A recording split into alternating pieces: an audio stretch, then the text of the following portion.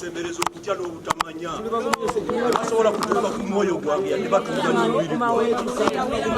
saagala mutye temubaako na kye mutya omwoyo gwange tebasobola kugukwatako basobola okuzanyira ku mubiri gwange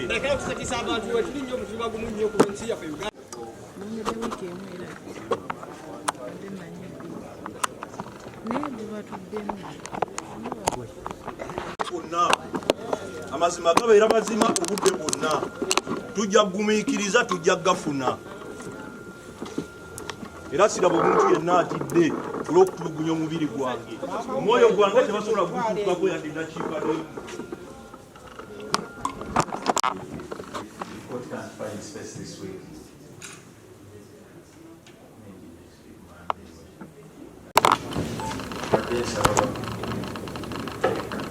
considering the submission, Yembera Echigo, Ram Selinti, Ramwami, Simumuji, Atinga Mazmatera, Yakusura, obeying a court, Nadiane Sabi. Both parties are put in their submission and I have to look into it. We decided that day of Sabaquayo, but what in I've mentioned so many things here, I have to go and sit down and look. What in no get to lay it Munide, of Sabaquan, no physical available. I can hear the earlier days that he's praying for, maybe I give you an earlier date. Instead of 10 seconds, I'll give him the 15. At least 9. Ekigo ku prison enkyera waliyo session. Why are you allowing them to sleep on the floor? Prison. Nti olunaku olwaleero tetusobodde kufuna nsala ya kooti ku mbeera ya muganda waffe gye twateekayo. Kitukubye wala nnyo nti kooti tesobodde kuwa nsala ya leero olunaku olwaleero so ng'ebintu ebibadde binnyonnyolwako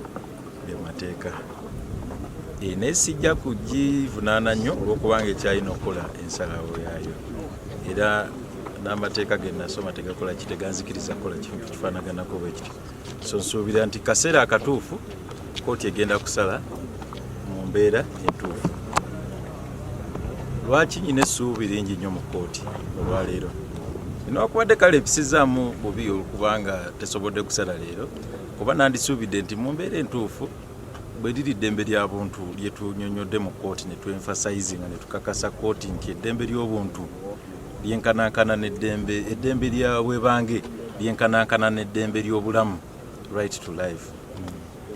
Twandisuubidde nti kale kooti yandituwaddemu essaawa nga 2 nekomawo n'ensala yaayo naye kooti tesobodde kikola ebadde esaba wiikisi 2 netubeegayirira n'atuwa wiiki emu so tusuubira nti bw'anaaba akomyewo ajja kuwa ensala entuufu. Lwaki state ayogedde bingi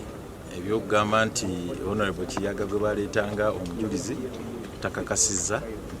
nti mubaka wa parliament. Ekyo mu mateeka kive kuba omuntu yenna okubeera omubaka wa parliament teyeetaaga na ID okukakasa nti mubaka wa parliament. Olunaku lwalondeddwa n'akubwa mu kyapa kya gavumenti kye bayita gazeti ensi n'ensi ziba zimaze okumutegeera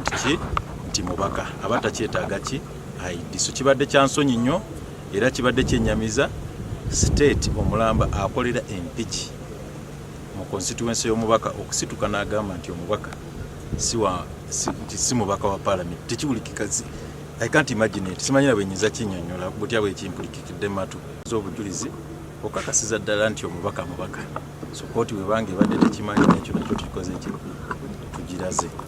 Boogedde n'ebirala ebikwatagana ku makaage nti bati ayinza obutadda naye omuntu gwe twogerako omukulembeze wa district ate yamaze n'okugyayo empapula endala agenda kwesimbawo mu kitundu ekirala ng'omubaka wa parliament. Mawokota South. Kati omuntu ali ku level eyo toyinza gamba nti agenda kudduka adduke wa musajja wa kuno amakage gali kuno ainako omukyala ainako n'abaana so tuyinza kumusuubira nti agenda kudduka ne bw'otunuulira embeera y'omusango nga bwe gufaanana si gwe musango ogutiise nnyo kuba ekibonerezo si kyamaanyi ate era teyaguzza era ayagala abeewo akakase ensi n'ensi nti bino ebisango bijeetekwe ne baba nga baleeta bujulizi leero nga buggwayo bwonna lumu twagala gusalwe gukole ki guggwe erinnya lye libeere cleared agende maaso n'okuba kampeyini ze agende maaso n'okuweereza abantu be mu mbeera ennungi omukulembeze wa disitulikiti ya Mpigi LC5 wakati mu kunyolwa ennyo kooti bwegambye nti egenda kuwa okusala kwayo mu kisibiri okuva n'olwaleero asabye akazindaala era naweebwa omukisa okwogerako eri kooti n'ategeeza omulamuzi nti munnange nyamba atirisi gy'osalewo leero oba enkya mu kooti mu kkomera eri gye nsula ku seminti nyigirizibwa siri mu mbeera nnungi era ffe aboogeddeko naye akunnyonnyola n'agamba nti mbutuufu siri mu mbeera ntuufu era nga tugenda kuteekayo okusaba kwaffe ku prisons bamwekizamininge tutabire ddala oba ali mu mbeera ki mu mbeera ntuufu kwegamba annyonnyodde ng'olabira ddala omuntu ali mu kunyigirizibwa ng'olabira ddala omuntu ali mu bulumi era abadde mu kooti ffenna nekitukola ki nekitukwatako era ndowooza kooti kwesinzidde okusalako ki wiiki ennamba kuba ebadde egamba nti ruling bagenda gituwa mu kisibiri naye omulamuzi n'akwatibwako kale tubadde twagamba nti at least weekend naye n'agamba no mujje wiiki ejja ku lwokubiri yakwewusa okubeera nga abantu basoma ate ne basoma ne gavumenti neeteekawo omutemwa ogubayamba okukola emirimu gyabwe naye ne batagikola ekisookera ddala kyabwewusa okuba nti oli akola mu disitulikiti y'Empigi naye nga tamanyi na mubaka atwalawo kiba kyabwewusa naddala eri abaana baffe abali mu kusoma kuba abaana baffe basoma batwale emirimu gy'abo abantu betulaba mu makooti n'ebiri awo naye n'ekirala kooti emuwa mandate okugenda okuverifyinga bw'oba osobola okugenda okuverifyinga status ya faama eyazze okweyimirira omuntu ate oyo gwe bagazeetinga mu kitabo ky'eggwanga lyonna then bazze wano okwagala okukozesa ekyo kibalaga nti omusango gwa Honorable Ssejjemba guli political kyova olaba era baleetayo political reasons okwescapinga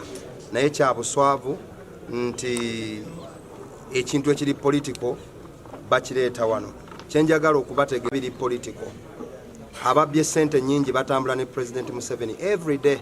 naye baba wano obukuumi n'emmotoka ezibakuuma n'abapoliisi kakati katulabe feeti y'akakadde gyetuusa ffe tetujja kugonda lwakakadde tuliwo okulwanirira ate era bw'obeera ne mu office bw'oba ng'osobola okuteeka eddoboozi abantu ne bawuliriza nti oyo mu recommendinze afune omulimu nakyo mukikole because babikoze ekyo njagala kubeera open ku kyo kubanga baagala okutusuppressinga ne wano Ssejjemba wayina mandate okubanga recommending omwana w'ekibanga omwana w'emusa omwana w'ebuwama abeere nga takyayina mandate eyo no tugamba nti omuntu yenna gwe bawadde office asobola okukola recommendation eri omuntu okufuna omulimu ababulabi nti Ssejjemba si mumenyi w'amateeka naye poliisi n'ebiri wano musobola okulaba ebyokwerinda naye gwe bw'olaba musango ki oguli wano ogwetaaga nti mutujju tuli ku issue y'akakadde naye ejjisaayo ate ne bayonoona obukadde ng'ate abantu baagala obukadde obwo bugende mu ddwaliro issue y'akakadde kamu naye esente ezisaasaanyizibwa okumakinga sure nti omusango gw'akakadde ate gufuna obwenkanya ate bakozesa billions kati kikulaga state of a rotten state gye tulimu. Honorable Alex yegwanyiza ekifo ky'obubaka bwa Parliament ku Kadiana National Platform mbaddewo mu kooti okugoberera ebigenda maaso mu musango guvunana Honorable Ssejjemba Martin nga naye ekisinza okuneewuunyisa be muwabi wa gavumenti okugamba nti Honorable Hilary Kiyaga memba wa Parliament mu kifo kino kooti mweri tisi mubaka wa Parliament era teyaba bemukakasanga memba wa Parliament nze no mukulaba okwange okwawamu kino ekikolebwa ku Honorable Ssejjemba kya byabufuzi kya kumulwana lwa byabufuzi tewaliwo nsonga ndala yonna era twagala obukakafu obujulizi bona buno obumuluma ku musango guno buveeyo bera weebuli naye oba tebuliiwo tusaba buli yenna akwatibwako yenna abadde involved mu kino abeeyo yetondere eggwanga ffe tujja kuyimya ne Honorable Ssejjemba mu mbeera yonna okutuusa ng'obwenkanya bulabise. Sigadde Makanga Alex.